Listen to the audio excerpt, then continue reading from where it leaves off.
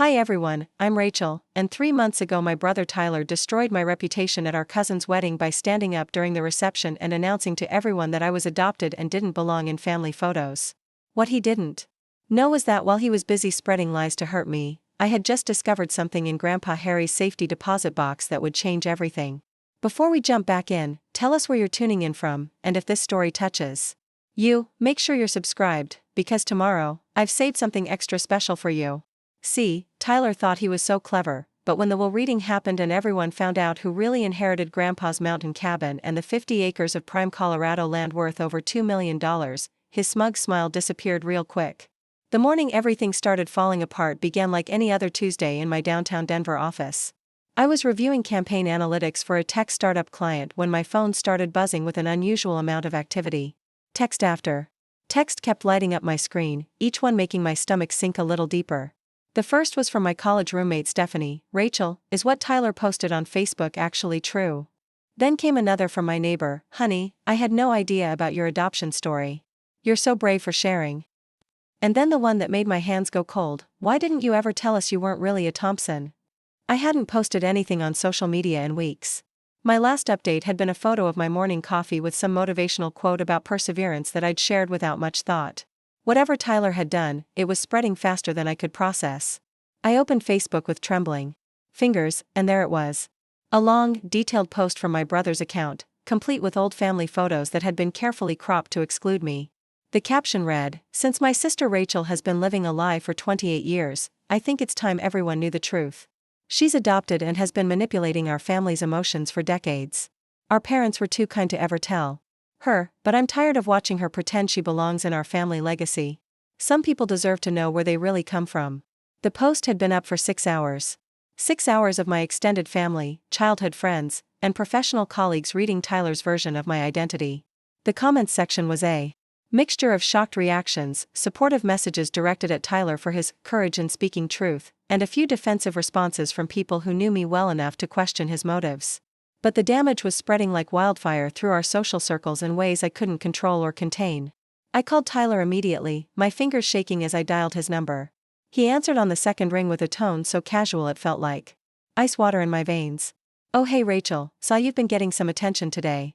His voice carried that particular smugness he'd perfected since childhood, the same tone he'd used when he broke my science project in 4th grade and watched me cry while Mom praised him for trying to help. "Take it down, Tyler. Take the post down right now." I kept my voice steady even though my heart was hammering against my ribs like it was trying to escape. "Why would I do that? I'm just sharing family history. Don't you think people have a right to know the truth about who they're dealing with?" He paused, and I could hear him smiling through the phone. "Besides, it's already been shared 43 times. Kind of hard to put that genie back in the bottle. You know it's not true. You know I'm not adopted. We have the same nose, the same stubborn cowlick that drives Mom crazy, and you've seen my baby pictures in the hospital with both our parents." I was grasping for logic in a situation that had nothing to do with facts and everything to do with Tyler's need to hurt me. "Prove it then," he said simply. "If you're so sure about your precious biological connection to this family, prove it." "Oh wait, you can't, because Grandpa Harry's gone and he was the only one who really kept track of all that old family documentation. Convenient timing, don't you think?" That's when I understood the calculation behind his cruelty. Grandpa Harry had passed away 4 months earlier, and Tyler knew that our grandfather had been the family historian, the keeper of birth certificates, photo albums, and all the documentation that could easily disprove his lies. Tyler was banking on the fact that with Grandpa gone, challenging his story would be complicated and emotionally exhausting for everyone involved. He was counting on me being too overwhelmed to fight back effectively. "Why are you doing this, Tyler? What did I ever do to you that was so terrible it deserved this?" The question came out smaller than I intended, carrying all the confusion and hurt of our shared childhood when he'd been my protector, my partner in building blanket forts and sneaking cookies after bedtime. "You really want to know? You've been the golden child our entire lives. Perfect grades, perfect job, perfect little Rachel who never caused problems and always made the rest of us look like disappointments. Do you have any idea what it's like being compared to someone who isn't even really family? At least now everyone knows why you never quite fit in." The line went dead, leaving me staring at my phone in the silence of my office. 20 floors below, Denver was continuing its normal Tuesday rhythm while my world tilted sideways. I'd always known Tyler resented my academic success and stable career, but I'd never imagined he'd weaponize something as fundamental as my identity to hurt me. The cruelest part wasn't just the lie itself, but how he'd crafted it to sound almost believable, mixing just enough family dynamics and personality observations to make people question what they thought they knew about me. My office door opened, and Chloe Martinez, my closest friend and the marketing director for our firm, stepped inside with 2 cups of coffee and the kind of expression that meant she'd already seen the social media storm brewing around my name. Chloe had been my anchor through every major life transition since we'd met in graduate school, and her presence immediately made the walls of my office feel less like they were closing in on me. "I brought reinforcements," she said, setting one of the cups on my desk and settling into the chair across from me. "Also, I took the liberty of screenshotting everything before Tyler has a chance to delete any evidence. If you're planning to fight this, you'll need documentation of exactly what he said and when." "I don't even know where to start, Chloe. How do you prove a negative? How do you prove you're not adopted when the person making the accusation knows that most of the family records are scattered or lost?" I wrapped my hands around the warm coffee cup, grateful for something solid to anchor me while my thoughts spun in every direction. "Well, for starters, you could request your birth certificate from the state. That would show your parents' names and the hospital where you were born. But more importantly, why don't you start by talking to your parents? They're the ones who would know definitively, and they're the ones who should be shutting Tyler down right now instead of letting him spread lies about their own daughter." That's when I realized I hadn't heard from mom or dad since Tyler's post went live. In a normal family crisis, they would have been the first ones calling, either to comfort me or to demand an explanation for the drama erupting across social media. Their silence felt almost as loud as Tyler's accusations, and it planted a seed of doubt that I hated myself for entertaining. What if they were staying quiet because the conversation would be complicated? What if there was some kernel of truth buried in Tyler's malicious storytelling that I'd never been told? I called mom first, listening to the phone ring 6 times before going to voicemail. Her recorded message sounded cheerful and completely normal, asking callers to leave their name and number and promising to return calls promptly. I tried dad's cell phone next, with the same result. Then I called the house phone, the landline they'd maintained for 40 years through every technological advancement, and still no answer. Either they were genuinely unavailable, or they were screening calls to avoid dealing with the situation Tyler had created. "They're not answering," I told Chloe, setting my phone down with more force than necessary. "Maybe they're at work, or maybe they just don't know what to say to me right now. I can't tell which possibility scares me more. Or maybe they're trying to figure out how to handle Tyler without making the situation worse. Your parents have always been conflict avoidant, Rachel. Remember when Tyler crashed your dad's truck in high school and they spent 3 weeks trying to decide on an appropriate consequence? They probably need time to process before they know how to respond." Chloe was right about my parents' approach to family conflict. Preparing and narrating this story took us a lot of time, so if you are enjoying it, subscribe to our channel, it means a lot to us. Now back to the story. They'd raised us with the philosophy that most problems would resolve themselves if given enough time and patience, which worked beautifully for minor sibling squabbles but fell apart completely when dealing with Tyler's more destructive impulses. They'd spent our entire childhood believing that his behavioral issues were phases he'd outgrow, never quite acknowledging that some of his actions required immediate intervention rather than patient waiting. "I keep thinking about Grandpa Harry," I said, staring out the window at the mountains visible in the distance from my office. "He would have handled this so differently. He would have called Tyler immediately and demanded he correct the record. And Tyler would have done it because Grandpa was the only person he actually respected and feared disappointing." Grandpa Harry had been the family's moral compass, the steady presence who could diffuse Tyler's anger and redirect his energy toward more constructive outlets. He'd also been my champion, the one person who consistently celebrated my achievements without comparing them to anyone else's. When I'd graduated summa cum laude from the University of Colorado, Grandpa had driven 3 hours from his mountain cabin just to take me out for dinner and tell me how proud he was. When I'd landed my first big promotion, he'd sent me a handwritten letter with advice about navigating workplace politics and staying true to my values. "You know what? I think I need to drive up to Estes Park this weekend," I said suddenly, the idea forming even as I spoke it aloud. "Grandpa's cabin is still sitting empty while the estate gets sorted out, but I have keys and permission from the lawyer to check on the property. Maybe there's something there that could help me understand what Tyler's really trying to accomplish with all this." "What kind of something?" Chloe asked, leaning forward with the focused attention she usually reserved for analyzing campaign data. "I don't know exactly. Family documents, maybe old letters or photos that could prove Tyler's lying. Or maybe just being in Grandpa's space will help me think more clearly about how to handle this whole mess. He always said that problems looked smaller when you could see them from a mountain perspective. The more I thought about it, the more the trip felt necessary. Grandpa Harry's cabin had always been my refuge during difficult times, the place where he'd taught me to read topographical maps and identify constellations and understand that most human problems were temporary when viewed against the scale of geological time. If there were answers to be found anywhere, they would be in the space where Grandpa had spent his final years organizing his memories and possessions. I think that's exactly what you need, Chloe agreed. Besides, getting out of the city while this social media storm blows over might be the smartest thing you could do right now. Let Tyler dig his own hole deeper while you figure out your next move from a place where you can actually think clearly. That evening, I drove home to my apartment in the Capitol Hill neighborhood, mentally preparing for what would probably be a difficult conversation with my parents. I'd left 3 more voicemails throughout the day, each one a little more direct about needing to speak with them urgently. The silence from their end was becoming harder to interpret charitably, especially as more family members and family friends continued reaching out with questions about Tyler's Facebook revelation. My apartment felt different when I walked through. The door, like the familiar space, had been contaminated by the uncertainty Tyler had introduced into my life. The family photos on my bookshelf, which had always been sources of comfort and connection, now felt like evidence in a case I didn't understand. There was the picture from Christmas 2 years ago, all of us gathered around Grandpa Harry's tree. In his cabin living room. Tyler and I were standing next to each other, and while we didn't look identical, we shared enough features that strangers often commented on our obvious sibling relationship. I pulled out my laptop and spent the next hour researching the process for obtaining certified copies of birth records in Colorado.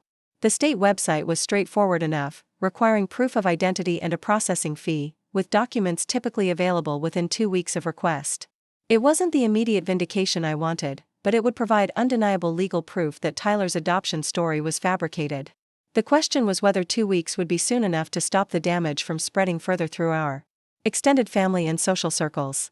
Around 8 o'clock, my phone finally rang with Mom's contact information displayed on the screen. I answered before the second ring, eager for the conversation that would hopefully begin to set things right. "Hi, sweetheart," Mom said, her voice carrying the careful neutrality she used when she was trying to avoid taking sides in family conflicts. "I got your messages. I'm sorry it took so long to call back, but your father and I needed some time to discuss how to handle this situation with Tyler." "Mom, please tell me you don't actually believe what he posted. Please tell me you know that I'm your biological daughter and that Tyler is just trying to hurt me for reasons I don't understand." The words came out in a rush, carrying all the anxiety and confusion I'd been holding back throughout the day. There was a pause that lasted just long enough to make my heart skip several beats. When Mom spoke again, her voice was softer, more careful. "Of course you're our daughter, Rachel. You were born at Presbyterian St. Joseph Hospital on March 15th, and I have every detail of that day burned into my memory. Tyler's post was cruel and completely false, and your father and I are very disappointed in his behavior." The relief that flooded through me was so intense it left me lightheaded. "Then why haven't you said anything publicly? Why haven't you commented on his post to correct the record? People are sharing it and believing it, and every hour that passes makes it look like there might be some truth to what he's saying." "Because engaging with Tyler publicly when he's in this kind of mood only makes things worse, honey. You know how he gets when he feels cornered or criticized. We thought it would be better to handle this privately, as a family, rather than turning it into a bigger spectacle on social media." I understood their reasoning, but I also knew that their silence was being interpreted as confirmation by people who didn't know our family well enough to recognize Tyler's patterns of behavior. "Mom, I need you to understand that your private conversation with Tyler isn't going to undo the damage he's already done to my reputation. People I work with, people I went to college with, people from church, they're all seeing this and forming opinions about me based on Tyler's lies. I know, sweetheart, and I'm sorry this is happening to you. Your father and I will figure out how to address it appropriately. In the meantime, maybe it would be good for you to take a step back from social media for a few days and let things calm down naturally." The conversation continued for another 10 minutes, with Mom offering general reassurances while carefully avoiding any specific commitments about how or when they would publicly defend me. By the time we hung up, I felt simultaneously relieved to have confirmation of my biological connection to the family and frustrated by my parents' unwillingness to take immediate action to protect my reputation. I spent the rest of the evening packing for my weekend trip to Grandpa Harry's cabin, throwing clothes and toiletries into my hiking backpack along with the spare keys to his property that I'd kept since helping him with yard work during his final months. The drive to Estes Park would take about 2 hours from Denver, winding through foothills and pine forests until the road opened up to reveal the dramatic peaks of Rocky Mountain National Park. Grandpa's cabin sat on a ridge overlooking the valley, surrounded by 50 acres of untouched Colorado wilderness that he'd purchased in the 1970s when land prices were still reasonable for a retired postal worker with modest savings.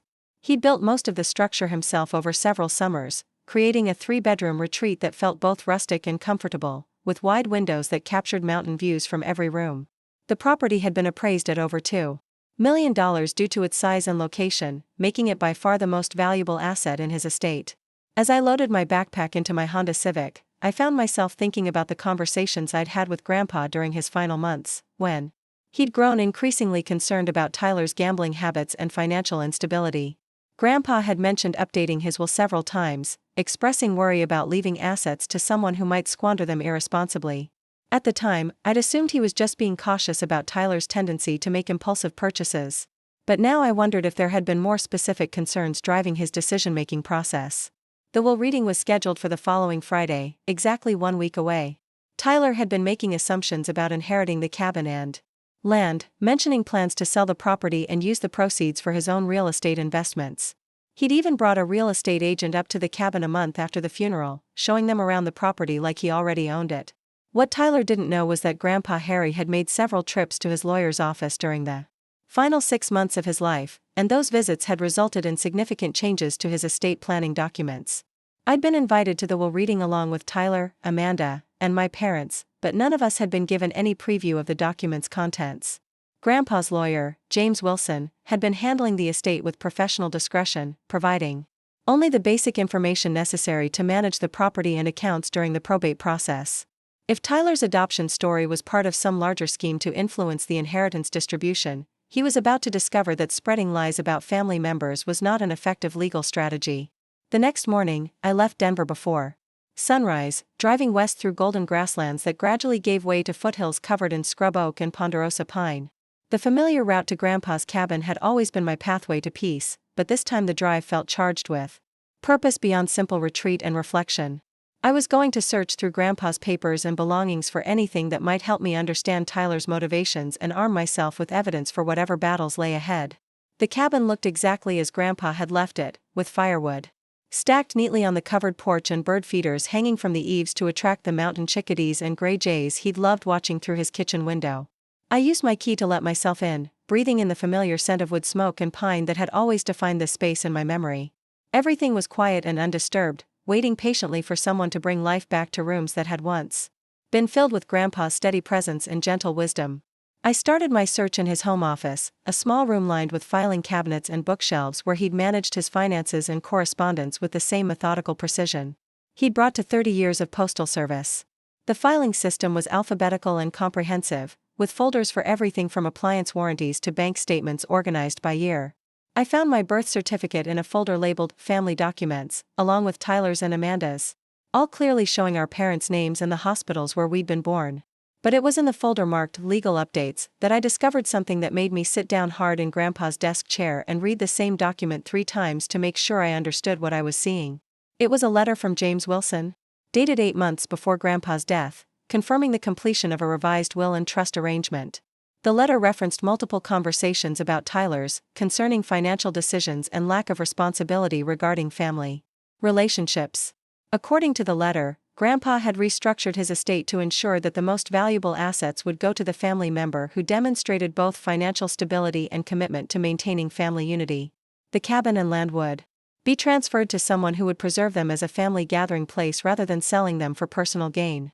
Tyler's name was not mentioned specifically, but the implications were clear enough to make my hands shake as I held the document. There was also a sealed envelope in the folder, marked, "For Rachel Only," in Grandpa's distinctive handwriting. Inside was a short letter that brought tears to my eyes and changed everything I thought I knew about the inheritance situation. "My dear Rachel," the letter began, "if you're reading this, it means I'm gone and you're probably dealing with some difficulty involving Tyler. I've watched him become increasingly resentful of your success and stability, and I'm worried about what he might do to hurt you after I'm no longer here to intervene. I want you to know that the cabin and land will be yours, not because I love you more than Tyler, but because I trust you to honor what this place means to our family. Tyler sees $ signs where you see heritage. Use this inheritance wisely. And don't let anyone make you feel guilty for receiving what you've earned through your character and choices. The letter continued with specific instructions about a safety deposit box at the First National Bank in Estes Park, along with a key taped to the back of the envelope. Grandpa had apparently taken steps to ensure that important documents and family heirlooms would be protected from Tyler's potential destructiveness, and he'd chosen me as the guardian of those treasures. As I sat in the quiet of his office, surrounded by the careful organization of a life well lived, I finally understood that Tyler's adoption lie wasn't random cruelty. It was a calculated attempt to undermine my standing in the family before the will reading, hoping to plant seeds of doubt about my legitimacy that might somehow influence the inheritance distribution. What Tyler didn't realize was that Grandpa Harry had already made his decision based on years of observation and careful consideration, and no amount of social media manipulation could change legal documents that had been filed months earlier. The next few days would bring the will reading and the truth about Grandpa's final wishes. Tyler had tried to rewrite my identity to serve his own purposes, but he was about to learn that lies have consequences and character has rewards that can't be stolen or undermined by desperate acts of sabotage. The safety deposit box at First National Bank in Estes Park contained more than I could have imagined. When the bank manager, Mrs. Patricia Davis, led me into the small, sterile room where customers examined their stored valuables, I expected to find perhaps some old jewelry or important papers. Instead, I discovered a treasure trove of family history that would completely demolish Tyler's adoption narrative and reveal the depth of his deception. The first item I pulled from the metal box was a thick manila envelope containing every piece of documentation related to my birth and early childhood. There were hospital bracelets from when I was born, my first vaccination records with my parents' signatures, and even the original birth announcement that had been published in the Denver Post 28 years ago.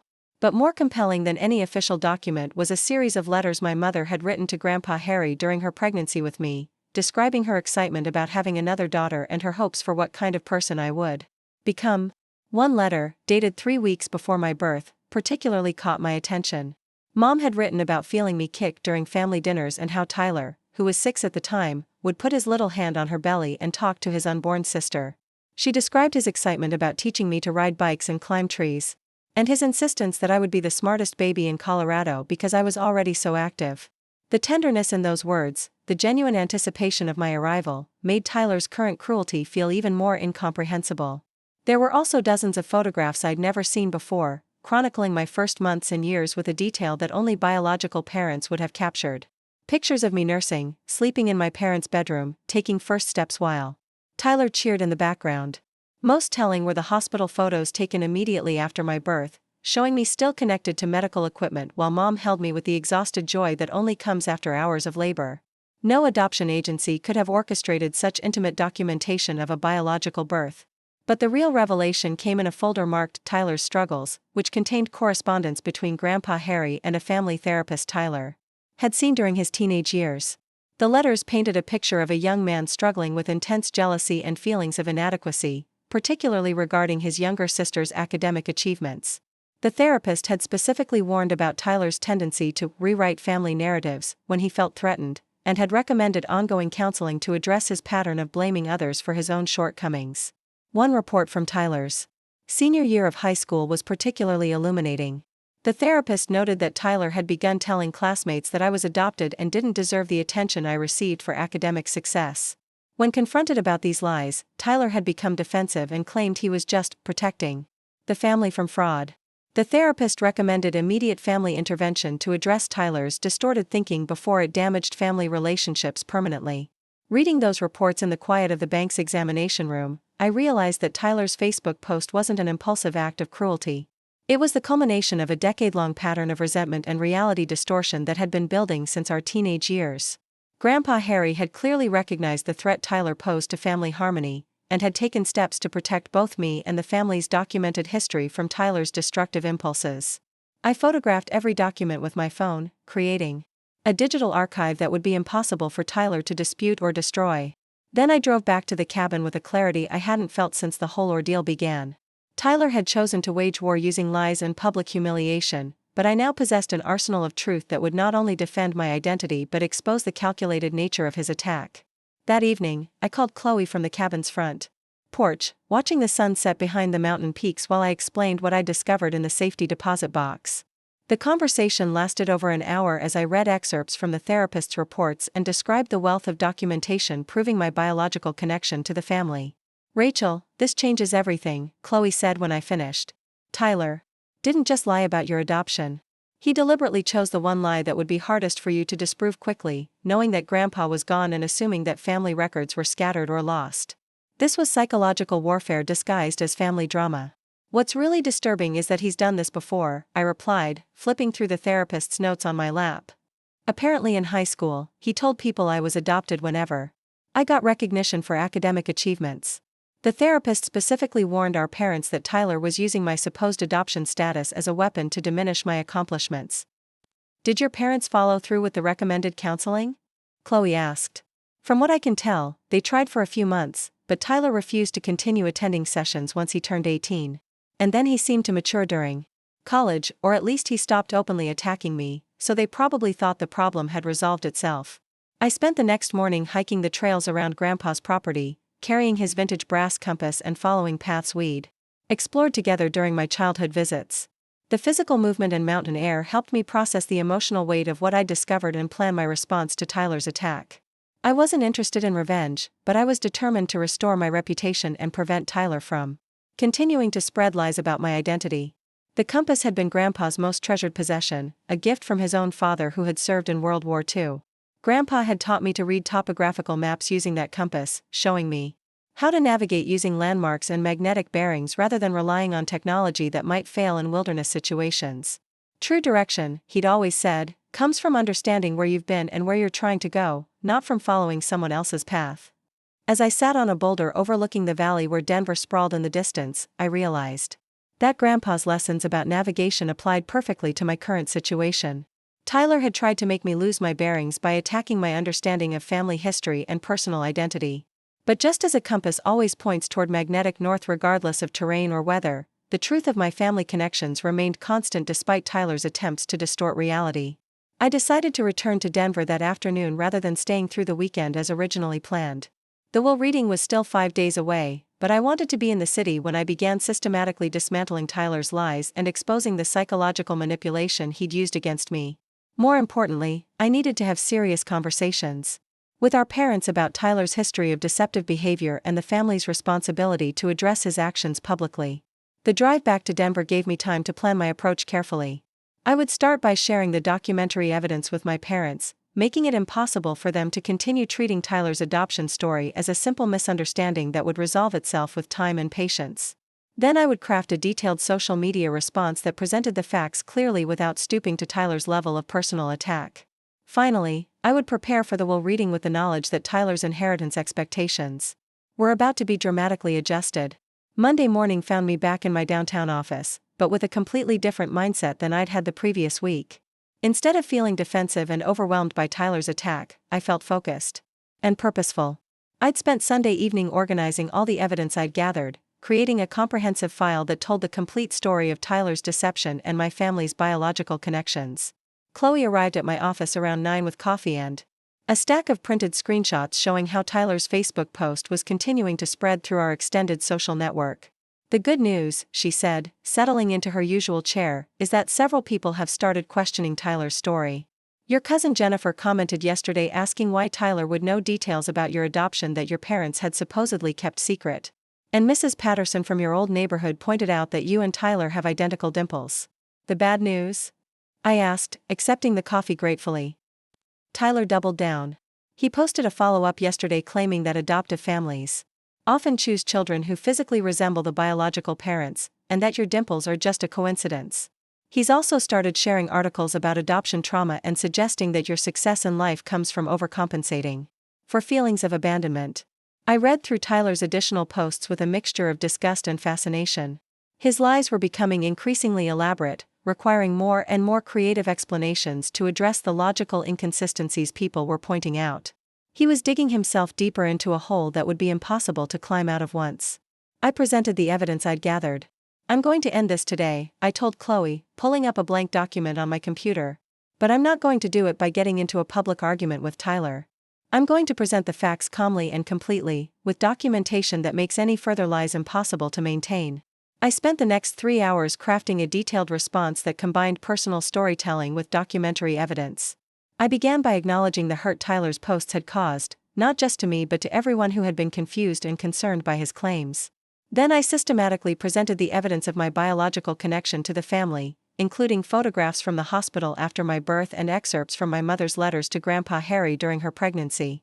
The most powerful section of my response focused on Tyler's history of using adoption lies as emotional weapons. I included excerpts from the therapist's reports, with Tyler's name redacted, showing that his current attack was part of a long-standing pattern of reality distortion rather than a sudden revelation of family secrets. I concluded by expressing hope that Tyler would seek the professional help he clearly needed to address his destructive behavior patterns. Before posting my response, I called both of my parents to inform them about what I was planning to share publicly. Mom answered on the first ring, and I could hear the exhaustion in her voice when she said my name. "Rachel, honey, I've been hoping Tyler would come to his senses and take down those awful posts on his own. Your father and I have been calling him every day, but he's not answering our calls. Mom, I need you to understand that Tyler's behavior is more serious than you realize," I said, then spent the next 20 minutes reading excerpts from the therapist's reports and explaining the pattern of deception that had been documented during Tyler's teenage years. This isn't a misunderstanding or a family squabble. This is psychological manipulation designed to damage my reputation and relationships. The silence on the other end of the line stretched long enough that I began to wonder if the call had been disconnected. Finally, Mom spoke in a voice that sounded smaller and older than I'd ever heard from her. "We knew Tyler had been struggling with jealousy issues when you were both in school, but we thought he'd outgrown all of that. We never imagined he would use those old lies again as an adult.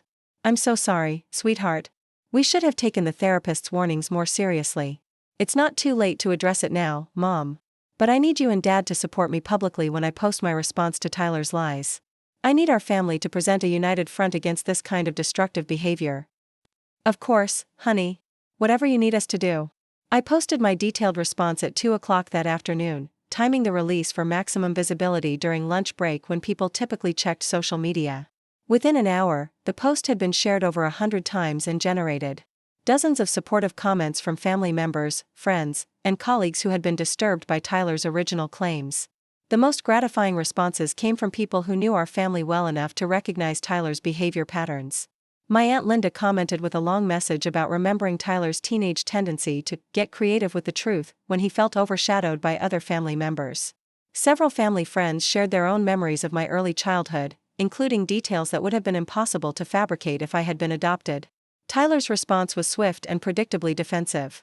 Instead of acknowledging the evidence I'd presented or apologizing for his false claims, he posted a series of angry messages accusing me of forging documents and manipulating family members to cover up my true origins. He claimed that the therapist's reports were irrelevant because they were based on lies I was forced to tell to protect family secrets.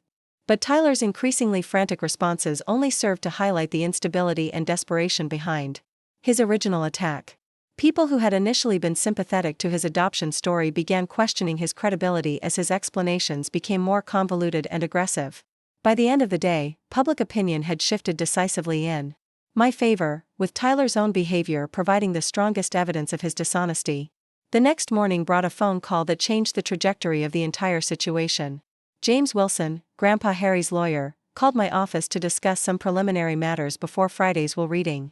"Rachel, I'm calling because Tyler has been contacting my office repeatedly, demanding to know details about your grandfather's will. He seems particularly concerned about provisions related to family members who might not be biological descendants of your grandfather." "What exactly has he been asking about?" I said, though I suspected I already knew the answer. "He's been insisting that if you're adopted, as he claims, then you shouldn't be eligible to inherit property that was meant to stay within the bloodline. He's also been asking about procedures for challenging inheritance distributions based on questions of family legitimacy." I felt a cold anger settle in my chest as I realized the full scope of Tyler's scheme. His adoption lies weren't just meant to hurt my feelings or damage my reputation. They were part of a calculated attempt to eliminate me as a rival for Grandpa Harry's inheritance by calling my family status into question before the will reading. "Mr. Wilson, I can prove definitively that Tyler's adoption claims are false. I have birth certificates, hospital records, and family correspondence that document my biological connection to the family. More importantly, I have evidence that Tyler has been lying about my adoption status for over a decade whenever he felt threatened by my achievements. I'm not surprised to hear that, Rachel. Your grandfather mentioned Tyler's tendency toward what he diplomatically called creative storytelling during our conversations about estate planning. In fact, that pattern of behavior influenced some of his final decisions about inheritance distribution. What do you mean? I asked, though I was beginning to suspect that Tyler's inheritance expectations were about to be disappointed in spectacular fashion. I can't discuss specific details before Friday's reading, but I can tell you that your grandfather was very concerned about leaving valuable assets to someone who demonstrated poor judgment and disregard for family relationships. He wanted his estate to go to family members who would honor his values and maintain family unity rather than create division for personal gain. That afternoon, Tyler's Facebook activity took on an increasingly desperate tone. He began sharing old family photos with lengthy captions explaining why each image supposedly supported his adoption theory. A picture of me as a toddler with slightly different hair color than my siblings became evidence of genetic differences. A photo where I was standing slightly apart from the family group during a vacation became proof that I'd never truly belonged. The most telling moment came when Tyler posted a long essay about adoption trauma and the psychological damage caused by living a lie. He described the burden of keeping family secrets and the responsibility of speaking truth even when it hurt people. Reading his words, I realized that Tyler had become so invested in his false narrative that he might actually be starting to believe his own lies. But Tyler's emotional manipulation was losing its effectiveness as more family members came forward with memories and documentation that contradicted his claims. Our cousin Amanda shared photos from my baptism as an infant, with Tyler proudly holding his baby sister for the camera. Uncle Robert posted a video from my first birthday party, where Tyler helped me blow out candles while Mom and Dad beamed with unmistakable parental pride. The final blow to Tyler's credibility came when Mrs. Patricia Davis, who had worked at First National Bank for 30 years and had known our family since childhood, posted a comment with devastating precision. I was present at the hospital when Rachel was born 28 years ago. I held Linda Thompson's hand during labor and was one of the first people to see beautiful baby Rachel take her first breath. Tyler Thompson, you should be ashamed of yourself for spreading such hurtful lies about your sister. Your grandfather would be heartbroken to see how you're treating the family he loved so much. Mrs. Davis's comment was shared hundreds of times and generated a wave of support that effectively ended any remaining doubt about my family status. Tyler's lies had been exposed not just through documents and photographs, but through the testimony of community members who had witnessed my birth and early childhood firsthand. By Thursday evening, less than 24 hours before the will reading, Tyler had deleted all of his adoption-related posts and changed his Facebook privacy settings to prevent further public scrutiny of his claims. He hadn't posted an apology or retraction, but his silence spoke louder than any words could have. The community pressure and documentary evidence had made his position completely untenable. I spent Thursday night at the cabin, wanting to be close to Grandpa Harry's presence. Before learning the details of his final wishes, I sat on the front porch with his compass in my hand, watching stars emerge above the mountain peaks and reflecting on the week that had changed everything I thought I knew about my family dynamics. Tyler's attack had been meant to isolate me and undermine my standing in the family before the inheritance distribution. Instead, his lies had exposed his own character flaws and strengthened my connections with family members who rallied to defend me against his deception. He had tried to rewrite my identity to serve his own purposes, but had only succeeded in revealing the depth of his own moral bankruptcy. Friday morning dawned clear and crisp, with the kind of mountain air that made everything seem possible. I dressed carefully for the will reading, choosing clothing that reflected both respect for Grandpa Harry's memory and confidence in my own integrity. Whatever the will contained, I would face it with the knowledge that I had fought for truth and family unity against Tyler's campaign of lies and manipulation. The drive to James Wilson's office in downtown Denver took me through neighborhoods where I'd grown up, past schools where I'd excelled academically while Tyler struggled with jealousy and resentment. I thought about all the family gatherings where Tyler had seemed genuinely happy to be my big brother, and wondered when that protective love had curdled into the toxic resentment that now defined our relationship. As I parked outside the law office, I realized that regardless of what happened in the next hour, Tyler had already lost something more valuable than any inheritance. He had sacrificed his integrity and damaged his relationships with family members who had loved him unconditionally. Whatever material gains he had hoped to achieve through his lies, they could never compensate for the trust and respect he had destroyed through his own choices. The will reading would reveal Grandpa Harry's final assessment of our characters and his hopes for our futures. But Tyler's behavior over the past week had already provided a definitive answer to the question of who deserved to be trusted with preserving our family's legacy and values. James Wilson's law office occupied the top floor of a glass building in downtown Denver, with floor-to-ceiling windows that offered sweeping views of the Front Range Mountains. I arrived 15 minutes early, wanting time to collect my thoughts before facing Tyler for the first time since his social media attack began. The receptionist led me to a conference room where leather chairs surrounded a polished mahogany table, and I chose a seat facing the windows where I could see the peaks. That had always brought me peace. Tyler arrived exactly on time, walking into the conference room with the same confident stride he'd used throughout childhood when he believed he was about to get his way. He wore a charcoal suit that looked expensive and new, probably purchased specifically for this occasion when he expected to inherit millions of dollars in mountain property. His hair was freshly cut, and he carried himself with the air of someone who had already mentally spent his inheritance on real estate investments and luxury purchases. He didn't look at me directly when he entered the room, but I caught the slight tightening around his eyes that had always been his tell when he was nervous or uncertain about his position. For all his public bravado about my supposed adoption, Tyler knew that his lies had been thoroughly debunked over the past week. The question now was whether he would acknowledge his deception or continue doubling down on increasingly implausible claims.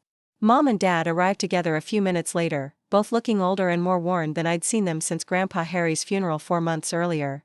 The stress of Tyler's public attack on our family had clearly taken its toll, adding new lines around their eyes and a hesitancy to their movements that spoke of people trying to navigate unfamiliar emotional terrain. They sat across from Tyler and me, creating a physical distance that reflected the fractures his lies had created in our family dynamics. Amanda was the last to arrive, slipping into the conference room with an apologetic smile for being 5 minutes late. My older sister had stayed carefully neutral during Tyler's adoption campaign, neither supporting his claims nor defending me publicly. Her silence had hurt almost as much as Tyler's active lies, representing a failure of family loyalty when I needed support most. She took the remaining chair between Tyler and our parents, positioning herself as a buffer in what everyone understood would be a tense and potentially explosive meeting. James Wilson entered carrying a thick folder and wearing the grave expression that lawyers reserve for delivering news that will fundamentally change family relationships. He was in his early 60s, with graying hair and the kind of steady presence that had made him Grandpa Harry's trusted advisor for over 20 years. He'd handled our grandfather's legal affairs through marriage, divorce, business partnerships, and finally the careful estate planning that had occupied his final months. "Thank you all for being here today," Wilson began, settling into his chair at the head of the table. "Before we begin the formal reading, I want to address some concerns that have been raised about the legitimacy of potential beneficiaries mentioned in Harold Thompson's will." Tyler straightened in his chair, clearly expecting Wilson to announce that my inheritance would be questioned based on his adoption claims. The slight smile playing at the corners of his mouth suggested he believed his campaign of lies had succeeded in casting doubt on my family status. "Tyler, you've contacted my office repeatedly over the past week claiming that your sister Rachel is adopted and therefore shouldn't be eligible to inherit property intended for blood relatives. I want to be absolutely clear that these claims are both factually incorrect and legally irrelevant to the distribution of your grandfather's estate." The smile disappeared from Tyler's face as Wilson continued. "Your grandfather was well aware of your tendency to make false statements about family relationships when you felt threatened or competitive. In fact, this pattern of behavior was specifically discussed during our estate planning sessions and influenced his final decisions about inheritance distribution." Wilson opened the folder and removed a document that I recognized as one of the therapist's reports I'd found in Grandpa's safety deposit box. Harold Thompson provided me with documentation of Tyler's history of lying about Rachel's adoption status, including professional assessments of this behavior dating back to his teenage years. He was particularly concerned about leaving valuable assets to someone who had repeatedly demonstrated poor judgment and disregard for family harmony.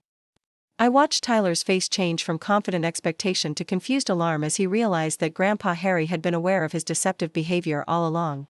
The color drained from his cheeks, and his hands gripped the edge of the table as he struggled to process this unexpected development. "That's impossible," Tyler said, his voice lacking its usual conviction. "Grandpa never knew about any therapy reports. He never said anything to me about adoption stories." "Your grandfather knew exactly who you were, Tyler," Wilson replied, with the patience of someone who had dealt with difficult family dynamics for decades. "He loved you despite your flaws, but he wasn't blind to them. The estate planning decisions he made reflect his hope that facing consequences for your actions might motivate you to seek the help you clearly need." Wilson pulled out the formal will document and adjusted his reading glasses. The last will and testament of Harold Thompson, executed 8 months before his death, divides his estate as follows: to his son Robert Thompson and daughter-in-law Linda Thompson, the sum of $50,000 each, to be used for retirement planning or travel as they see fit. Dad reached over to squeeze Mom's hand, both of them looking relieved that Grandpa's final gesture toward them had been generous and thoughtful. $50,000 wasn't life-changing money, but it represented recognition of their role as loving parents who had done their best to raise three challenging children with very different personalities and needs. To his granddaughter Amanda Thompson, the sum of $75,000, along with his collection of vintage books and his personal jewelry, in appreciation for her consistent kindness and emotional support during his final years. Amanda's eyes filled with tears as she realized that Grandpa had noticed and valued her quiet presence during his illness, the way she'd visited regularly and helped with household tasks without fanfare or expectation of reward. The book collection alone was worth significant money, but more importantly, it represented Grandpa's recognition of Amanda's intellectual curiosity and love of literature. To his grandson Tyler Thompson, Wilson continued, and I saw Tyler lean forward with renewed hope, the sum of $25,000, contingent upon his completion of a comprehensive program of psychological counseling with a licensed therapist specializing in family dynamics and destructive behavior patterns.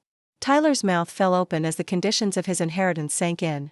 Not only was his bequest smaller than everyone else's, but it came with requirements that publicly acknowledged his need for professional help. Grandpa Harry had structured the inheritance to offer Tyler a path toward healing while making it impossible for him to simply take the money and continue his destructive patterns. The remainder of Harold Thompson's estate, Wilson said, turning to look directly at me, including the mountain cabin, 50 acres of surrounding land, all mineral rights, water rights, and associated property improvements, along with his investment portfolio valued at approximately $400,000, is bequeathed to his granddaughter Rachel Thompson. The silence in the room was absolute. I felt like I was underwater, hearing Wilson's words through a distorting medium that made them seem unreal and impossible. Grandpa Harry had left me not just the cabin I loved, but virtually his entire estate worth well over $2 million. The magnitude of his trust in me was overwhelming and humbling in ways I couldn't begin to process. Tyler erupted from his chair with a violence that made everyone else flinch backward. This is fraud. She manipulated him into changing his will.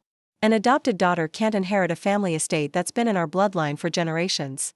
Tyler, sit down, Wilson said firmly. Rachel is not adopted, as you well know, and your grandfather's mental competency was thoroughly documented throughout the estate planning process. This will was witnessed by 3 independent parties and notarized according to Colorado state law. Any attempt to challenge its validity based on false claims about family relationships will result in immediate legal action for harassment and defamation. He can't just give everything to her. I'm the oldest grandson. The cabin and land should go to me.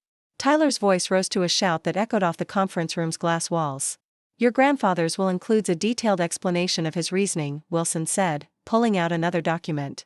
Would you like me to read his personal letter explaining these decisions?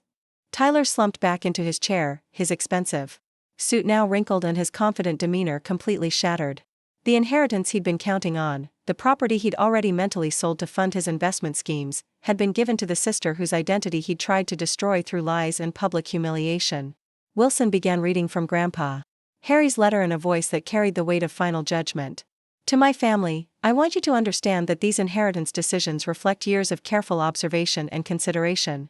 I have watched each of my grandchildren grow into adults, and I have tried to support all of them through their struggles and celebrate their successes. Tyler, my boy, you have many gifts, but you have also developed patterns of behavior that concern me deeply. Your tendency to blame others for your problems, your willingness to hurt family members when you feel threatened, and your repeated lies about Rachel's adoption status have shown me that you are not ready for the responsibility that comes with significant wealth. The money I have left you, along with the requirement for counseling, represents my hope that you will choose healing over resentment. Tyler's hands were shaking as he listened to Grandpa's words from beyond the grave, words that laid bare every flaw and destructive impulse he'd tried to hide behind charm and manipulation. Rachel, my dear granddaughter, I am leaving you the mountain property because I trust you to preserve it as a place where our family can gather for generations to come. You have shown wisdom, integrity, and compassion even when facing unfair treatment from people who should have protected you. Use this inheritance to build a life that honors our family's values while staying true to your own dreams. Wilson set down the letter and looked around the table at faces showing varying degrees of shock, grief, and acceptance. Harold Thompson also included specific instructions about the property management. Rachel, you have complete authority to decide who is welcome at the cabin and under what circumstances. Your grandfather hoped it would continue to be a gathering place for family, but he understood that might require setting boundaries with family members who refused to treat each other with respect. I found my voice for the first time since the reading began. I want the cabin to be a place where our family can heal and reconnect, but that will require everyone to commit to honesty and kindness. Tyler, if you're willing to get the help Grandpa wanted you to have, and if you're ready to stop spreading lies about me, then you'll always be welcome there. Tyler looked at me with an expression I'd never seen before, a mixture of defeat and something that might have been the beginning of self-awareness. You really got everything, didn't you? The perfect grades, the perfect job, the perfect reputation, and now the perfect inheritance. Even when I tried to tear you down, you still came out ahead. Tyler, I didn't get this inheritance because I'm perfect. I got it because Grandpa trusted me to take care of something he loved, and because he hoped that seeing the consequences of your choices might help you make better ones in the future. Mom spoke for the first time since the reading began, her voice thick with emotion. Tyler, honey, your grandfather loved you. This inheritance structure isn't punishment, it's an opportunity. He's giving you a chance to get help and rebuild your relationships with people who care about you. $25,000 and mandatory therapy, Tyler said bitterly. That's what my relationship with this family is worth. No, Tyler, I said, surprising myself with the steadiness in my voice. Your relationship with this family is worth whatever you're willing to invest in making it healthy. The money is just money. The real inheritance Grandpa left all of us is the choice to love each other despite our flaws and failures. Amanda wiped tears from her eyes and reached across the table to squeeze my hand. Rachel, I'm sorry I didn't defend you when Tyler was spreading those awful lies. I was scared of making the situation worse, but I should have spoken up for the truth. We all made mistakes during this whole ordeal, I replied. The important thing now is how we move forward as a family. Wilson gathered his papers and closed the folder containing Grandpa Harry's final wishes. The estate transfer will be completed within 30 days, at which point Rachel will have full legal ownership of all inherited properties. Tyler, if you decide to pursue the counseling program, my office can provide referrals to qualified therapists who specialize in family dynamics. Tyler stood up slowly, moving like someone who had just realized that his entire understanding of his place in the world had been fundamentally wrong. I need time to think about all of this. I need to figure out what happens next. Take all the time you need, I said. But Tyler, I want you to know that when you're ready to have an honest conversation about our relationship and the lies you've been telling, I'll be here. Grandpa believed you could change, and I want to believe that, too. Tyler left the conference room without saying goodbye, his footsteps echoing down the hallway as he walked toward an uncertain future. The rest of us sat in silence for several minutes, processing the magnitude of what had just occurred and the complex emotions that came with seeing family patterns laid bare through legal documents and conditional bequests. Dad was the first to speak, his voice heavy with the weight of parental responsibility and regret. We should have addressed Tyler's behavior more seriously when he was younger. We kept hoping he would outgrow his jealousy and resentment, but clearly we were wrong to ignore the warning signs. You did the best you could with the information you had, I said. Tyler made his own choices, and now he has to live with the consequences. But he also has an opportunity to make different choices going forward. Wilson handed me a thick envelope containing keys, property deeds, and account information for my inherited assets. The weight of the envelope seemed symbolic of the responsibility Grandpa Harry had entrusted to me, the stewardship of family land and resources that represented generations of work and sacrifice. Your grandfather left detailed instructions about property maintenance and suggested improvements, Wilson explained. He also established a trust fund specifically for cabin upkeep and family gatherings, so you won't have to bear the financial burden of maintaining the property alone. As we left Wilson's office and walked out into the bright Denver afternoon, I felt the strange disorientation that comes with having your entire life trajectory altered in the span of an hour. I was now the owner of millions of dollars in assets, responsible for preserving a family legacy while navigating relationships damaged by years of resentment and recent betrayal. Mom and Dad walked with me to my car, both of them still processing the emotional complexity of what had just transpired. Grandpa Harry's inheritance decisions had been both generous and challenging, offering each family member exactly what he believed they needed while forcing us all to confront uncomfortable truths about our relationships and behavior patterns. Rachel, honey, I want you to know how proud we are of the way you handled Tyler's attack, Mom said, her voice steady despite the tears in her eyes. You could have responded with anger and cruelty, but instead you chose truth and compassion. That's exactly why Grandpa trusted you with his most precious possession. I love that cabin and everything it represents, I replied. But I don't want to be the only one who gets to enjoy it. I want it to be a place where our family can remember what we mean to each other when we're at our best. Dad put his arm around my shoulders, a gesture that took me back to childhood moments when his presence had made everything feel safe and manageable. Your grandfather would be so proud of the person you've become, Rachel. He saw your character clearly, even when the rest of us were too close to family drama to recognize what was really happening.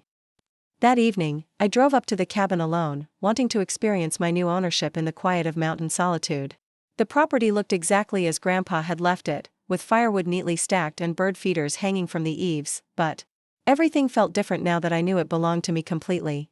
I sat on the front porch with Grandpa's compass in my hand, watching the sun set behind peaks that were now part of my personal landscape rather than just cherished memories. The compass needle pointed steadily north, unaffected by the emotional turbulence of the day's revelations, offering the same reliable guidance that Grandpa had provided throughout my life. Inside the cabin, I found a bottle of champagne in the refrigerator with a note attached in Grandpa's handwriting, for Rachel, to celebrate the moment she discovers that love and responsibility are the same gift.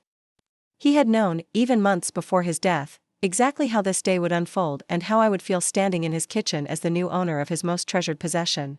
I opened the champagne and poured myself a glass, toasting Grandpa Harry's memory and his faith in my ability to honor his legacy.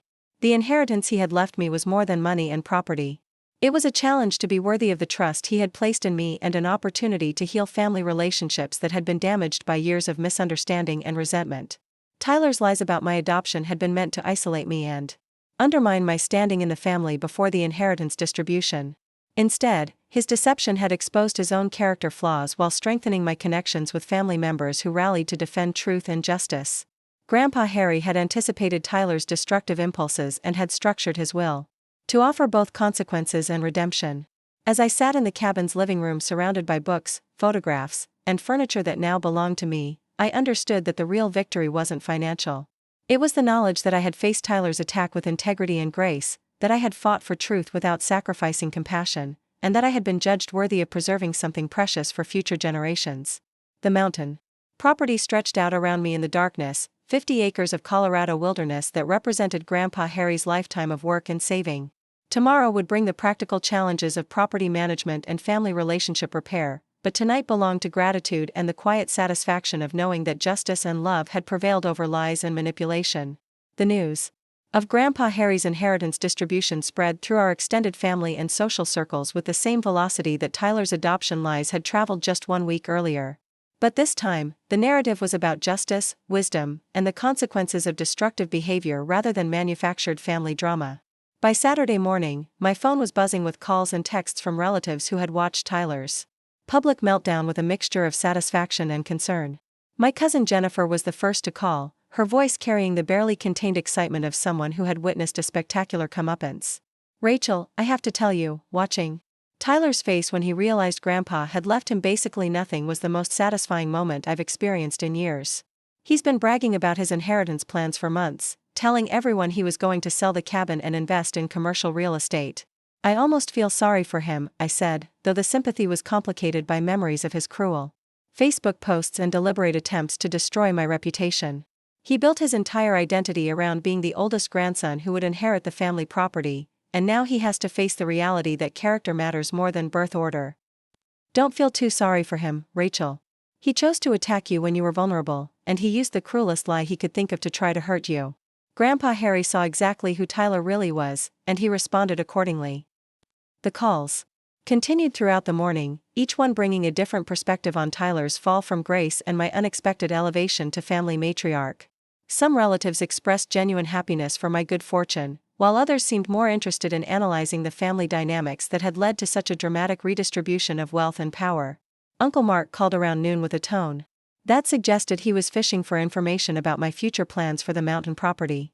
"Rachel, I hope you know that the cabin has always been a special place for our whole family. Your grandfather would want it to remain accessible to everyone, not just the person whose name is on the deed." "Of course, Uncle Mark. I want the cabin to continue being a gathering place for family celebrations and reunions. But I also think it's important that everyone who uses the property treats each other with respect and kindness." The conversation continued for another 10 minutes, with Uncle Mark offering unsolicited advice about property management and subtle suggestions about how I should handle my new wealth. His tone carried the assumption that inheriting the cabin was somehow a responsibility I owed to the entire family rather than a gift Grandpa Harry had specifically chosen to give me based on his assessment of my character. By Sunday, Tyler's social media presence had gone completely dark. His Facebook page showed no activity since Thursday night when he deleted his adoption posts, and mutual friends reported that he wasn't answering calls or responding to messages. The sudden silence felt ominous, like the quiet that comes before a storm when atmospheric pressure drops and animals disappear from open spaces. Amanda called Sunday evening with genuine concern in her voice. "Rachel, I'm worried about Tyler. He hasn't been home since Friday afternoon, and his roommate says he hasn't seen him either. Mom tried calling his friends, but no one knows where he is or how he's handling everything. Have you tried calling the police?" I asked, though I suspected Tyler was simply hiding somewhere until the initial shock and embarrassment of the inheritance revelation wore off. Mom doesn't want to file a missing person report unless he's gone for more than 72 hours. She thinks he just needs space to process what happened and figure out his next steps. I spent Sunday night at the cabin, partly because I wanted to experience my new ownership during different times of day and weather conditions, but mostly because the mountain solitude helped me think clearly about the complex family dynamics I was now responsible for navigating. The property felt different in darkness, with sounds of wind through pine trees and distant elk calls creating a soundtrack that was both peaceful and slightly wild. Monday morning brought unexpected news that changed everything I thought I understood about Tyler's disappearance. Chloe called my office around 9 with information she'd gathered through her network of social media contacts and former classmates who knew Tyler from college. "Rachel, you need to sit down for this," Chloe said, her voice carrying the gravity of someone about to deliver shocking news. Tyler didn't just disappear to sulk about the inheritance. He's been talking to a lawyer about challenging the will, and he's been spreading a completely new version of his adoption story. "What kind of new version?" I asked, though I dreaded hearing the answer. "He's claiming that Grandpa Harry was suffering from dementia during his final months and was manipulated into changing his will by someone who took advantage of his mental decline. He's also saying that the adoption documents he originally claimed to have were destroyed by family members who wanted to cover up the truth." The audacity of Tyler's evolving lies was breathtaking. Having failed to undermine my inheritance through false adoption claims, he was now attacking Grandpa Harry's mental competency and suggesting that I had somehow manipulated a vulnerable elderly man into rewriting his estate plans. Chloe, James Wilson specifically mentioned that Grandpa's mental competency was thoroughly documented throughout the estate planning process. Tyler is going to discover that challenging the will on those grounds is not only futile but potentially expensive. That's not the worst part, Rachel. Tyler has been telling people that he has evidence of financial elder abuse and that he's going to expose the whole scheme publicly. He's apparently planning some kind of social media campaign to restore his reputation and delegitimize your inheritance. I felt a familiar coldness settle in my chest as I realized that Tyler's week of silence hadn't been about reflection or acceptance. He'd been regrouping and developing a new strategy for attacking me, one that painted him as a victim fighting against family corruption rather than a jealous sibling who had been caught spreading malicious lies. "Do you know what kind of evidence he claims to have?" I asked. "Nothing specific, but he's been suggesting that there are financial irregularities in how Grandpa's accounts were managed during his final months. He's also been implying that certain family members had undue influence over an elderly man who wasn't thinking clearly." That afternoon, I called James Wilson to inform him about Tyler's new accusations and ask about the legal protections surrounding Grandpa Harry's estate planning. Wilson listened with the patient attention of someone who had dealt with similar family disputes many times before. "Rachel, I want to assure you that your grandfather's will is absolutely unassailable from a legal standpoint. We conducted formal competency evaluations with 2 independent physicians during the estate planning process specifically because Harold was concerned about potential challenges to his final wishes." "What about Tyler's claims of financial elder abuse?" I asked. "Completely baseless and potentially actionable as defamation. Your grandfather managed his own finances with complete autonomy until the day he died. I have documentation of every legal meeting, every decision he made, and every concern he expressed about Tyler's behavior patterns." Wilson paused, and I could hear papers rustling as he accessed Tyler's file. "In fact, your grandfather specifically anticipated that Tyler might make false accusations about mental competency or undue influence. He left detailed video testimony explaining his reasoning for the inheritance distribution and his assessment of each family member's character and capabilities." "Video testimony?" I asked, surprised that Grandpa Harry had gone to such lengths to protect his final wishes. 3 hours of recorded statements made 6 months before his death, with independent witnesses present. Harold wanted to ensure that his voice could still be heard if family members tried to rewrite his story after he was gone. The knowledge that Grandpa Harry had anticipated Tyler's destructive response and had taken steps to protect both his legacy and my inheritance was both comforting and heartbreaking. Even in his final months, he'd been working to shield me from Tyler's capacity for cruelty and manipulation. Tuesday morning brought Tyler's return to social media with a vengeance.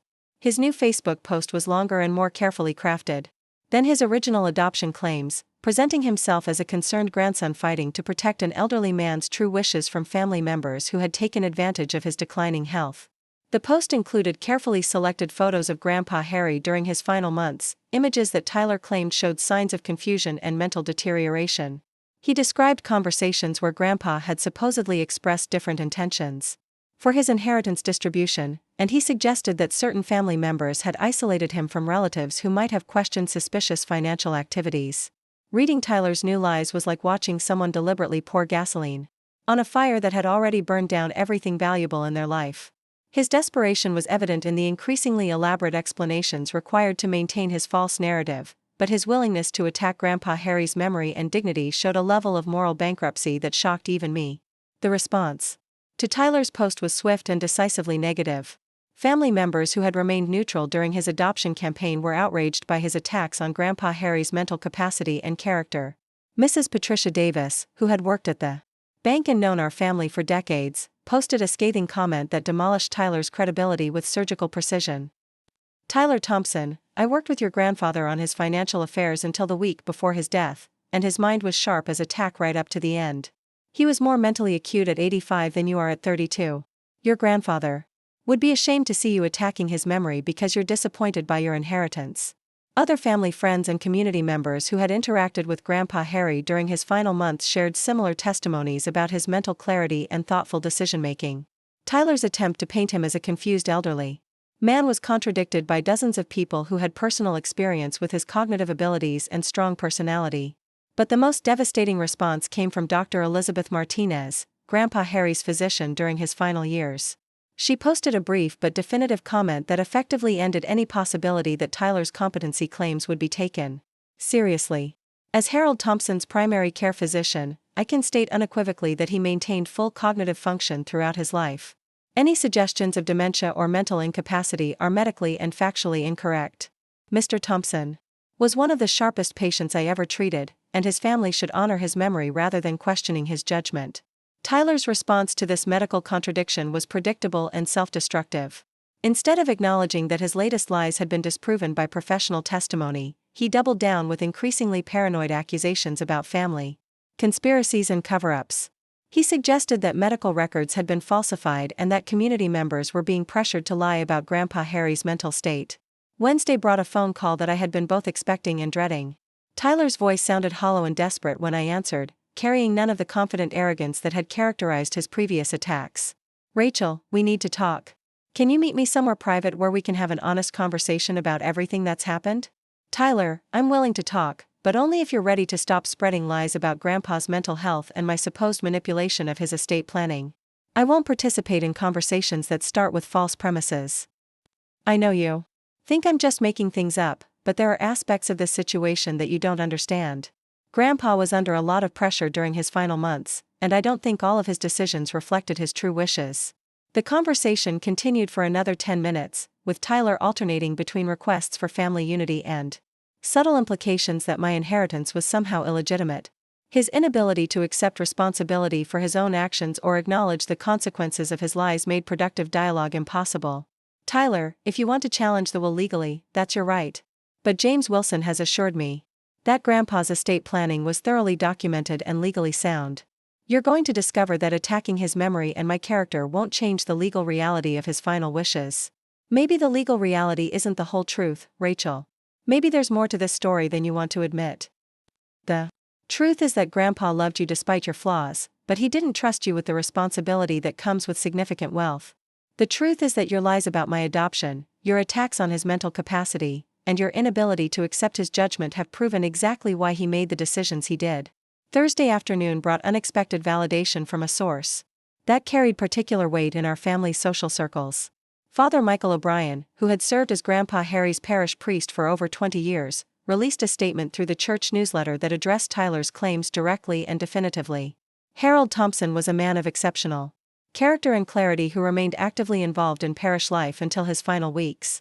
He discussed his estate planning decisions with me in detail, explaining his hopes for each family member and his concerns about leaving wealth to individuals who might not use it responsibly.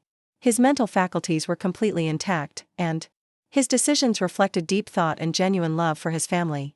Father O'Brien's statement carried special significance because he had no financial interest in the inheritance distribution and was known throughout our community as someone who spoke truth regardless of personal or political considerations.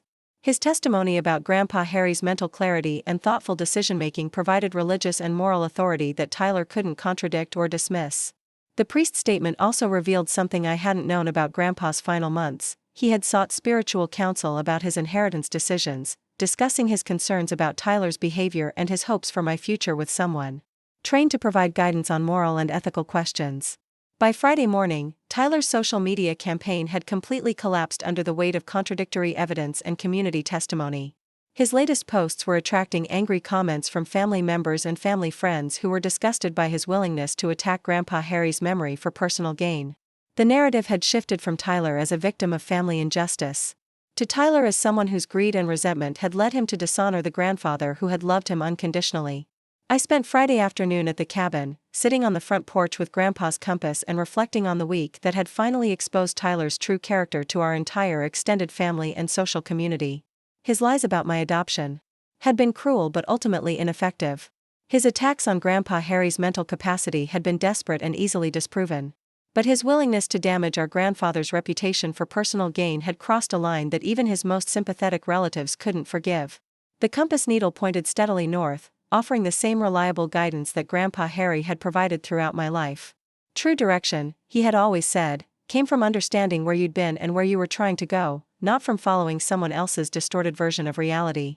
Tyler had spent 2 weeks trying to rewrite family history to serve his own purposes, creating elaborate lies about adoption and mental illness that were designed to undermine my inheritance and restore his position as the favored heir. But truth had a weight and momentum that lies couldn't match, especially when those lies required attacking the memory and dignity of someone who had been loved and respected by an entire community. Saturday brought news that Tyler had finally accepted the futility of his legal challenges and public campaigns. Amanda called to report that he had withdrawn his petition to contest the will and had deleted all of his social media accounts entirely. His roommate had confirmed that Tyler was planning to leave Colorado, possibly to stay with friends in another state while he figured out his next steps. I think he finally realized that every lie he told just made him look worse, Amanda said. And the community backlash against his attacks on Grandpa's memory was brutal. People who had known Tyler since childhood were posting about how disappointed they were in his behavior. Has he said anything about getting the counseling that Grandpa's will requires? I asked.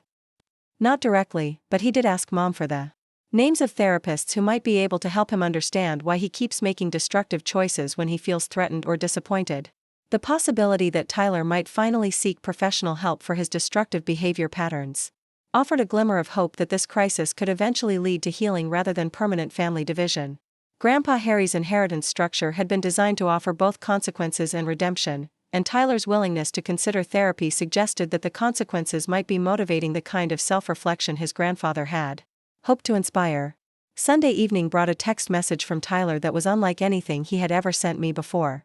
The message was brief but carried the weight of genuine remorse and the beginning of self-awareness.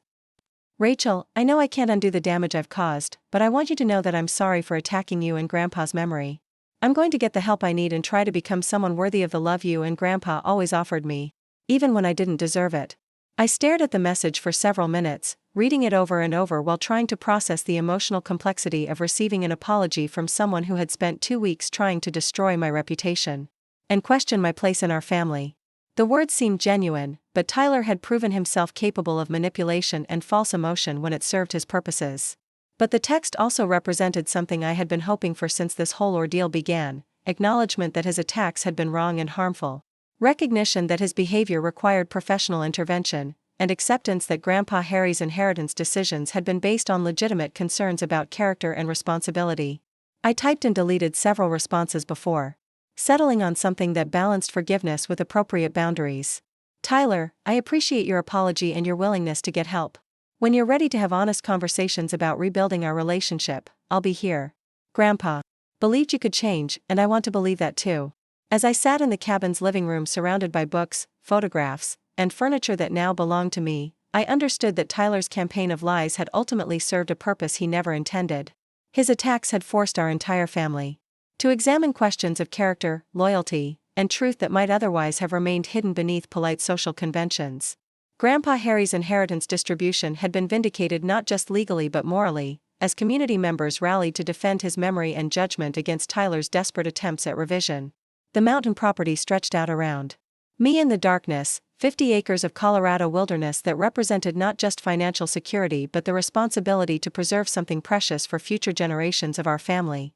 Tyler's lies about my adoption and attacks on Grandpa's mental capacity had been designed to isolate me and undermine my inheritance before the truth about his character became widely known. Instead, his deception had exposed his own moral bankruptcy, while strengthening my connections with family members and community members who valued truth over manipulation. The real victory wasn't financial, though the inheritance would provide security and opportunities one had never imagined. The real victory was the knowledge that I had faced Tyler's attacks with integrity and grace, that I had defended truth without sacrificing compassion, and that I had been judged worthy of preserving something that represented the best values of our family heritage. 6 months after the will reading that changed everything, I stood on the wraparound porch of Grandpa Harry's cabin watching the first snow of the season dust the mountain peaks in the distance.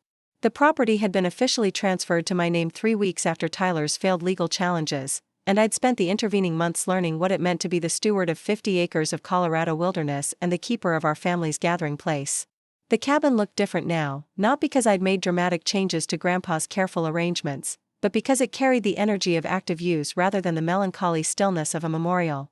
I'd installed new solar panels to reduce the environmental impact, upgraded the kitchen appliances to accommodate larger family gatherings, and created a dedicated office space where I could work remotely when I wanted to spend extended time in the mountains. Most importantly, I'd established clear guidelines for family use of the property that honored Grandpa Harry's vision while protecting the peaceful atmosphere he'd cultivated over decades. The rules were simple: treat the land with respect, treat each other with kindness, and remember that the cabin existed to strengthen family bonds rather than provide a venue for old grievances and petty conflicts. The first major test of these guidelines had come in August when Uncle Mark requested permission to bring his extended family for a reunion weekend. His initial assumption that inheriting the cabin made me responsible for hosting every family gathering had required gentle but firm correction. I'd explained that while the cabin was available for family use, organizing events and managing logistics remained the responsibility of whoever wanted to plan them. Uncle Mark's weekend had gone beautifully once he understood the boundaries. His grandchildren had spent hours exploring the hiking trails I'd marked with weather-resistant signs, and his daughter had organized a talent show on the front porch. That reminded everyone why Grandpa Harry had loved family entertainment more than television. The weekend had ended with a group photo on the front steps, everyone looking genuinely happy to be together in a place that encouraged the best versions of themselves. Amanda had been my most frequent visitor, often driving up from Denver on weekend afternoons to help with property maintenance and enjoy the quiet that city life couldn't provide.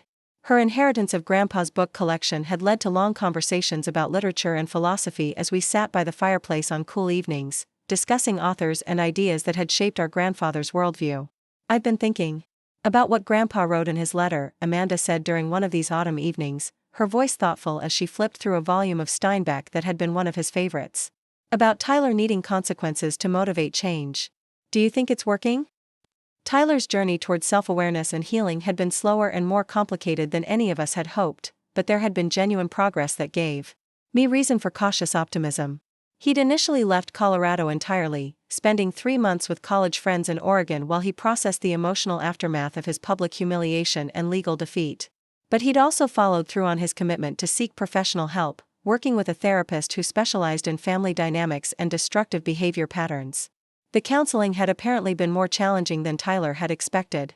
According to Mom, who maintained regular phone contact despite Tyler's geographic distance, the therapy process was forcing him to confront not just his recent lies about my adoption and Grandpa's mental health, but years of resentment and entitlement that had shaped his relationships with everyone in our family. He's starting to understand that his problems weren't caused by other people's success, Mom had told me during our most recent conversation about Tyler's progress. The therapist is helping him see how his jealousy and sense of victimhood created the very isolation and disappointment he was trying to avoid. Tyler's first letter to me had arrived in September, written on actual stationery rather than sent through social media or text messaging. The formality of handwritten correspondence seemed deliberate, a way of showing that his communication deserved more thought and care than the impulsive digital attacks he'd launched during his campaign of lies. The letter was 3 pages long and covered emotional territory that Tyler had never explored in our previous conversations. He wrote about his childhood feelings of inadequacy when compared to my academic achievements, his teenage resentment of the attention I received for scholastic success, and his growing sense during college that he would never measure up to what he perceived as my effortless excellence in everything I attempted. Most importantly, Tyler acknowledged that his lies about my adoption had been motivated by a desperate desire to level what he saw as an unfair playing field. If he could convince people that my achievements were somehow illegitimate, that my place in the family was based on deception rather than biology, then his own failures and struggles would seem more understandable and forgivable. I know now that there was never actually a competition between us, Tyler had written in his careful cursive. The competition was all in my head, created by my own insecurities and maintained by my refusal to take responsibility for my choices. You were just living your life and pursuing your goals, while I was keeping score in a game that only existed in my imagination.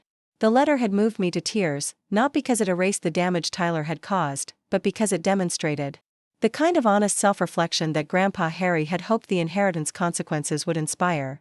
Tyler was finally doing the internal work necessary to understand why he'd made such destructive choices and how he could avoid repeating those patterns in future relationships.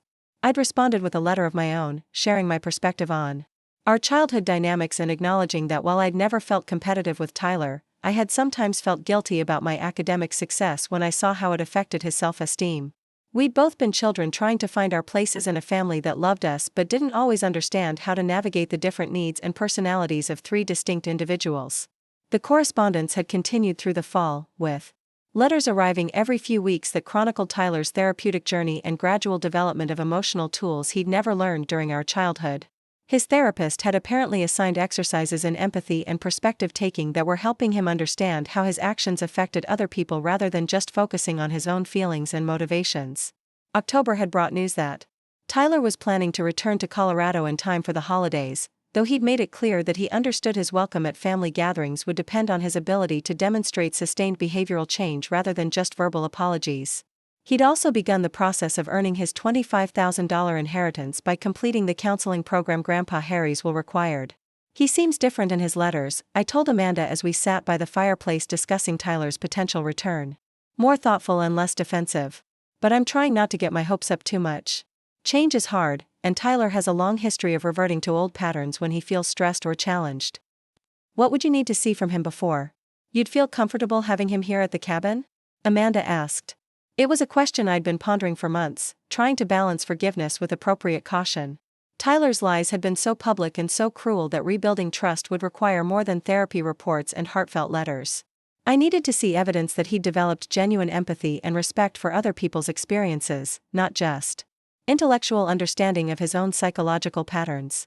I think I need to see him interact with the rest of the family in low-stakes situations before I'd be comfortable having him stay here overnight, I said. Maybe Christmas dinner at Mom and Dad's house, or a casual afternoon visit where we can observe whether he's really internalized the lessons he's been learning in therapy. The holidays provided exactly those opportunities for careful observation and gradual relationship repair. Tyler returned to Denver 3 days before Christmas, looking thinner and more serious than I'd seen him since college.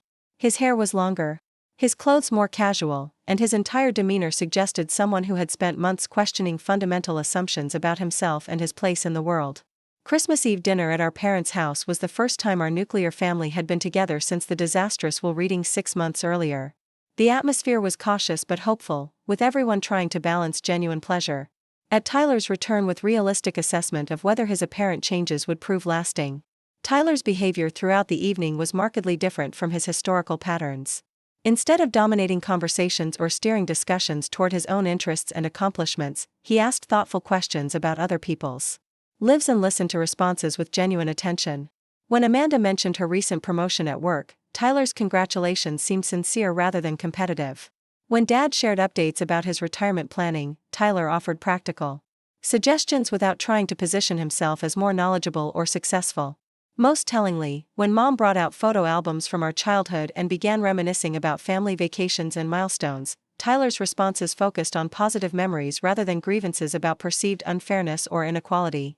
He laughed at pictures of himself and me building sandcastles together, commented warmly on Amanda's childhood artistic talents, and shared funny stories about family camping trips that emphasized connection rather than competition. "I've been thinking a lot about that summer when we built the treehouse in Grandpa's backyard," Tyler said, pointing to a photo of the three of us covered in sawdust and grinning at the camera. "I spent years resenting how much attention you got for the design ideas, Rachel, but I never appreciated how patient you were when I kept making measuring mistakes. You could have just taken over the project, but instead you helped me figure out how to fix my errors." The observation was small but significant, representing the kind of perspective shift that therapy had apparently helped Tyler achieve. Instead of focusing on his own feelings of inadequacy or resentment, he was recognizing the positive intentions behind other people's actions and acknowledging moments when he'd been supported rather than undermined. New Year's Eve brought Tyler's first visit to the mountain cabin since Grandpa Harry's funeral, though I'd insisted the visit be a day trip rather than an overnight stay. I wanted to see how Tyler would handle being in the space where our grandfather's presence was most strongly felt, and whether he could maintain his improved behavior in an environment loaded with emotional significance. Tyler arrived in the early afternoon carrying a bouquet of white lilies and a handwritten letter addressed to Grandpa Harry's memory.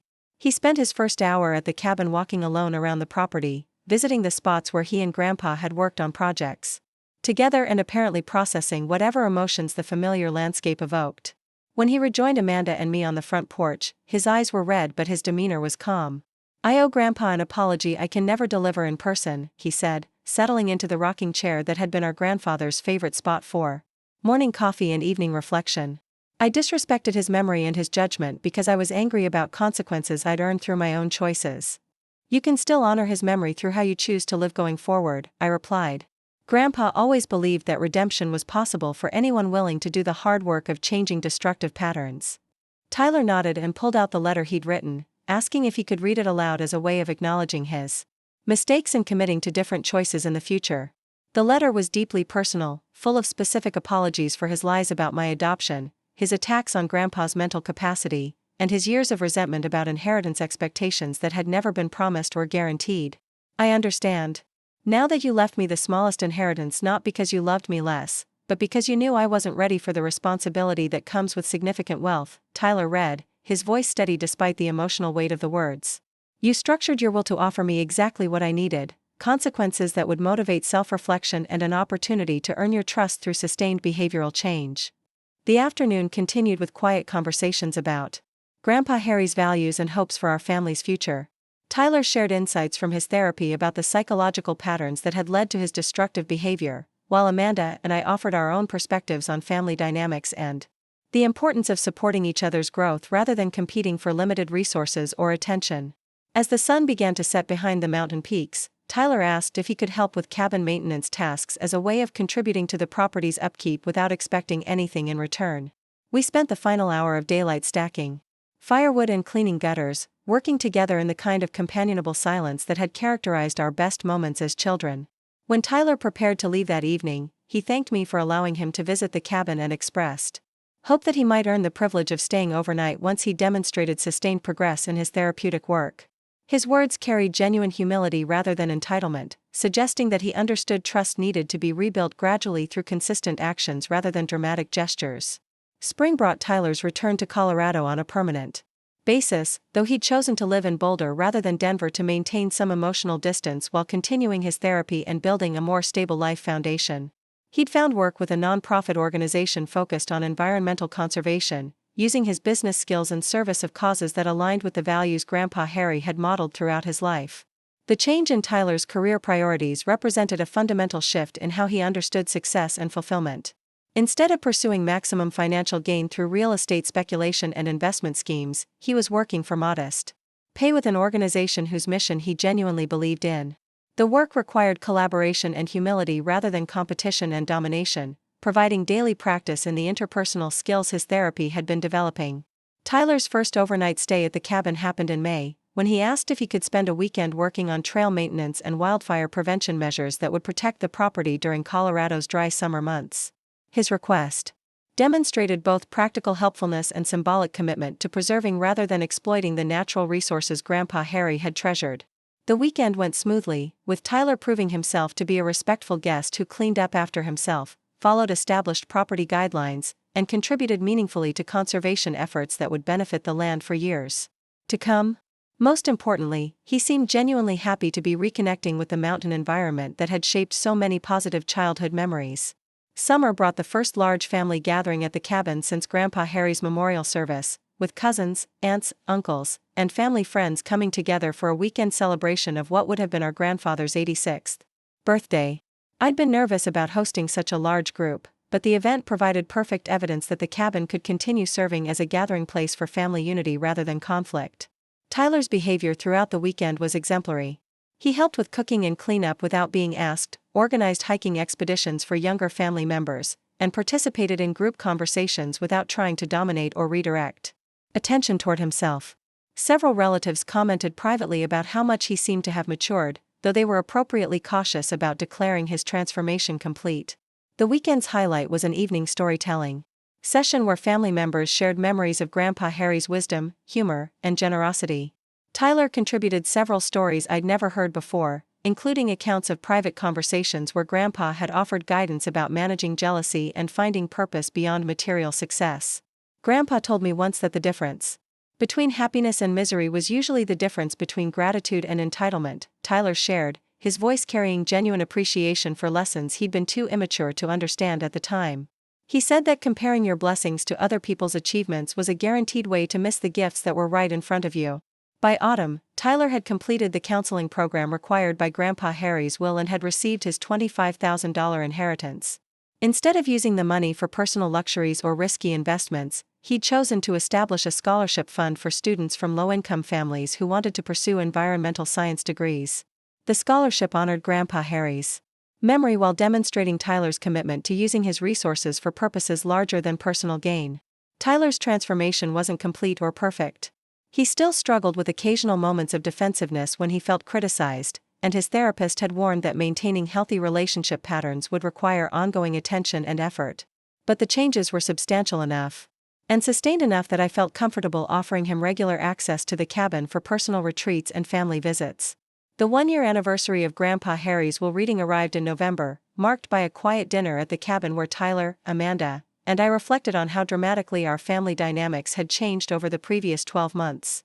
Tyler's campaign of lies about my adoption seemed like ancient history, though the lessons about truth, consequences, and redemption remained relevant to all of our ongoing growth. I keep thinking about what would have happened if Grandpa had just divided his estate equally among the three of us, Amanda mused as we sat by the fireplace after dinner. Tyler might never have been forced to confront his destructive patterns. And Rachel might not have discovered how strong and resilient she really was.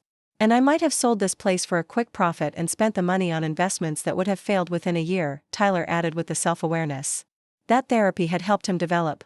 Grandpa knew exactly what each of us needed, even when we didn't understand it ourselves. As I sat in the cabin that night, surrounded by family members who had learned to treat each other with genuine respect and affection, I understood that Grandpa Harry's final gift hadn't been the mountain property or the financial security it represented.